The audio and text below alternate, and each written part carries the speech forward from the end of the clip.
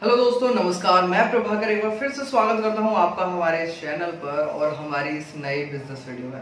Guys, आज मैं आपके लिए एक ऐसा आइडिया लेकर आया हूं बिजनेस का कि आप अगर उसे करते हैं तो आपको पीछे मुड़ के देखने की जरूरत ही नहीं है, क्योंकि यह जो बिजनेस होने वाला है एवरग्रीन बिजनेस होने वाला है, यानी कि ये बिजनेस हमेशा चलता ही रहेगा। इस बिजनेस से जो प्रोडक्ट बन के निकलता है उस प्रोडक्ट की हमेशा नीड होती है, हर कोई यूज करता है, मैं भी यूज करता हूँ, आप भी यूज करते हैं। तो आप सोच ही सकते हैं कि उस प्रोडक्ट की डिमांड कितनी है। अगर किसी प्रोडक्ट की डिमांड ज्यादा है तो आप सोच सकते हैं कि उसमें हम कितना अच्छा प्रॉफिट मार्जिन कमा सकते हैं। तो गाइज, आज मैं आपके लिए ढूंढ कर ऐसा ही बिजनेस आइडिया लेकर आया हूँ, लेकिन मैं आपको ये वीडियो स्टार्ट करूँ उससे पहले मेरी आपसे रिक्वेस्ट है, वीडियो को लास्ट तक देखें ताकि आपको इस बिजनेस के बारे में जो इन्फॉर्मेशन है वो पूरी मिल जाए और आप इस बिजनेस को अगर करने जाएं तो आपको आगे कोई परेशानी का सामना नहीं करना पड़े। तो गाइस, मैं आपको बताऊं, अगर आप किसी शॉप पे जाते हैं, एग्जाम्पल के अगर आप किसी क्लोथ की शॉप पे गए और वहां पर आपने कुछ खरीद लिया, या फिर आप किसी भी मार्ट में गए, किसी भी शॉप शोरूम में गए, वहां पर आपने कोई भी प्रोडक्ट खरीदा, तो उस प्रोडक्ट को खरीदने के बाद जो दुकानदार है वो आपको कैरी बैग देता है।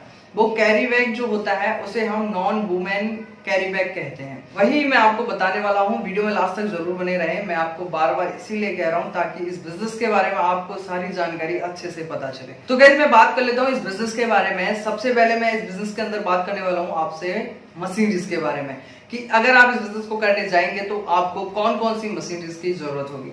सबसे पहली जो मशीनरीज है वो है सीड कटिंग मशीन। ये मशीन, इसका काम मैं आपको बताऊं तो ये काम करती है, जो हमारा रॉ मटेरियल होता है उसको जो हम बैग जिस साइज में बनाना चाह रहे हैं उस साइज में काटना।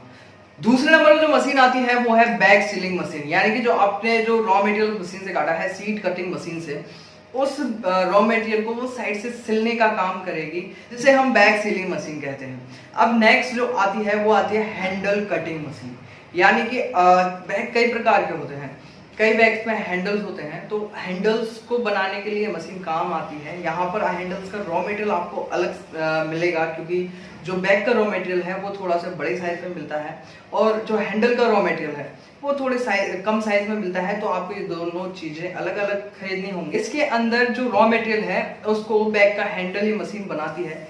इसके बाद जो मशीन आती है वो आती है हैंडल फिक्सिंग मशीन, यानी कि आपने जो बैग बनाकर तैयार किया है उस बैग के अंदर जो आपने हैंडल बनाए हैं उन हैंडल को फिक्स करने का ये मशीनें काम करती है।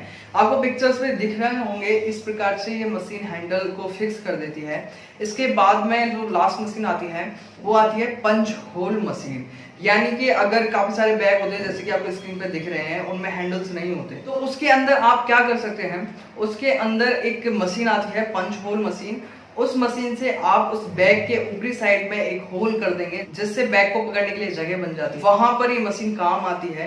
मैं बात करूं रॉ मटेरियल तो गाइस, इस मशीन के अंदर ज्यादा रॉ मटेरियल चाहिए नहीं, बस एक ही रॉ मटेरियल होता है, जो कि फैब्रिक का हो सकता है, नाइलॉन का हो सकता है, सिंथेटिक हो सकता है।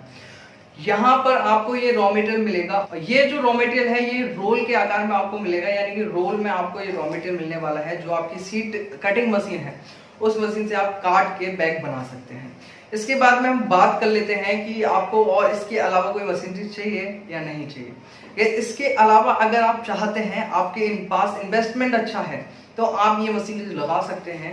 जैसे कि प्रिंटिंग मशीन हो गया, प्रिंटिंग मशीन कई प्रकार की होती है, जैसे कि स्क्रीन प्रिंटिंग हो गया, ऑफसेट प्रिंटिंग हो गया, और इसी के साथ फ्लैक्सो प्रिंटिंग हो गया। तो इस प्रकार से आप ये प्रिंट कर सकते हैं इन मशीन से। आपको अगर एक मैं पर्सनली एडवाइस करूं तो आप ये बिजनेस अगर स्टार्ट कर रहे हैं तो उस कंडीशन में आप प्रिंटिंग मशीन बिल्कुल मत खरीदिए। आप बैग बनाइए और किसी प्रिंटर से बात कर लीजिए और वहां पर आप इस बैग को प्रिंट करवा सकते हैं, अगर आपके किसी क्लाइंट की डिमांड है तो। गाइस, इस प्रोडक्ट के ग्राहक ऑटोमेटिक आपके पास आएंगे, बस आपको बशर्ते अपने प्रोडक्ट की क्वालिटी अच्छी रखनी है और जो आपकी सप्लाई है वो अच्छी रखनी है, कस्टमर ऑटोमेटिक आपके पास आता चला जाएगा। गाइस, मैं रॉ मटेरियल की अगर बात करूं तो यहाँ पर आपको डिफरेंट कलर में रॉ मटेरियल मिल जाएगा, क्योंकि काफी सारे आपके क्लाइंट ऐसे होंगे जो कहेंगे मुझे येलो कलर में बैग चाहिए, मुझे रेड कलर में बैग चाहिए।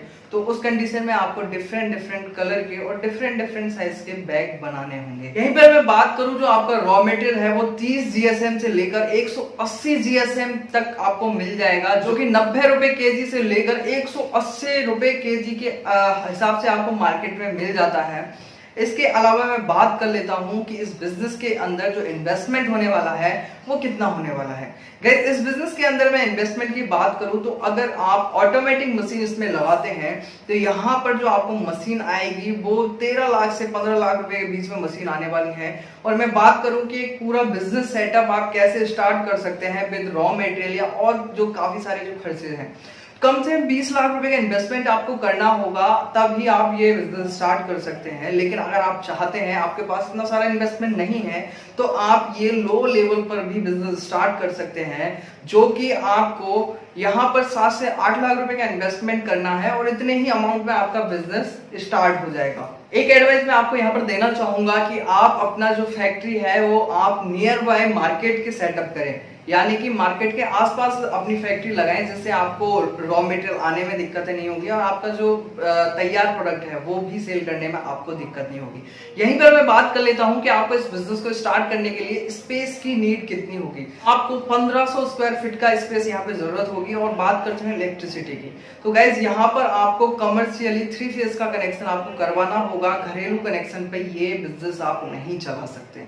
इसके अलावा मैं बात कर लेता हूं कि अगर आप ये बिजनेस स्टार्ट करते हैं तो आपको कौन कौन से रजिस्ट्रेशन की नीड होगी। तो आप आरओसी के अंतर्गत इंडिविजुअल या प्राइवेट लिमिटेड में अपनी कंपनी रजिस्टर्ड करवा सकते हैं। इसके अलावा आपको आपकी कंपनी जो है उद्योग आधार में रजिस्टर्ड करवानी होगी। इसके अलावा आपको यहाँ पर जीएसटी नंबर की आपको नीड होगी। इसके अलावा मैं बात करूं तो अगर आप सिटी में ये बिजनेस कर रहे हैं तो यहाँ पर आपको पॉल्यूशन डिपार्टमेंट और फायर डिपार्टमेंट से एनओसी लेनी होगी, तभी आप ये बिजनेस स्टार्ट कर सकते हैं। तो गाइस, मैंने आपको इस बिजनेस के बारे में कुछ जानकारी देने की कोशिश करी है। अगर आपको कुछ जानकारी समझ में नहीं आई है या फिर कोई जानकारी मेरे से छूट गई है तो आप कमेंट बॉक्स में कमेंट करके बता सकते हैं, हम आपको वहां पर जरूर रिप्लाई करेंगे। इसी के साथ मैं आशा करता हूं आपको ये वीडियो पसंद आई है। अगर आपको ये वीडियो पसंद आई है तो वीडियो को लाइक कर दीजिए, शेयर कर दीजिए, चैनल को सब्सक्राइब करके बेल आइकन प्रेस जरूर कर लीजिए। वीडियो को लास्ट तक देखने के लिए आपका बहुत बहुत धन्यवाद। मिलते हैं नेक्स्ट वीडियो में एक नए बिजनेस आइडिया के साथ।